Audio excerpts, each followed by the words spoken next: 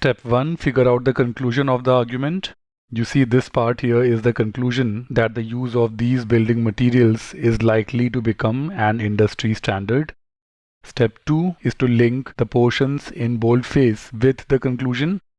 See, the first boldface here talks about a development whose consequences are at issue in the argument, and the second boldface talks about an impediment in the success of the development talked about in the first boldface.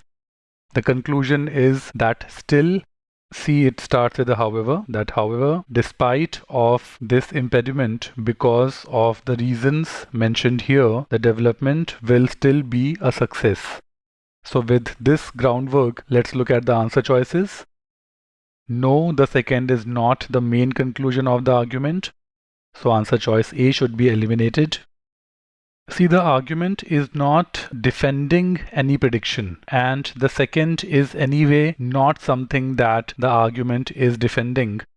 The second here is in contrast to the conclusion here. And therefore, the conclusion and therefore the argument cannot be defending the second boldface. The second boldface and the conclusion and therefore the argument are in contrast, and therefore answer choice D should be eliminated. A similar problem with answer choice C here. The second is a state of affairs that, as per the argument, does not contribute. See, the second is an impediment. The second is not contributing in bringing about the outcome. The second tends to weigh against the prediction. So answer choice C cannot be correct. A similar problem with answer choice E here. See, the second is not something that supports the main conclusion. The second boldface and the conclusion are in contrast.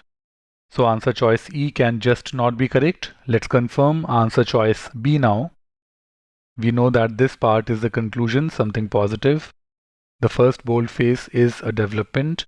The second boldface is an impediment in the success of the development. The conclusion is still something positive about the development.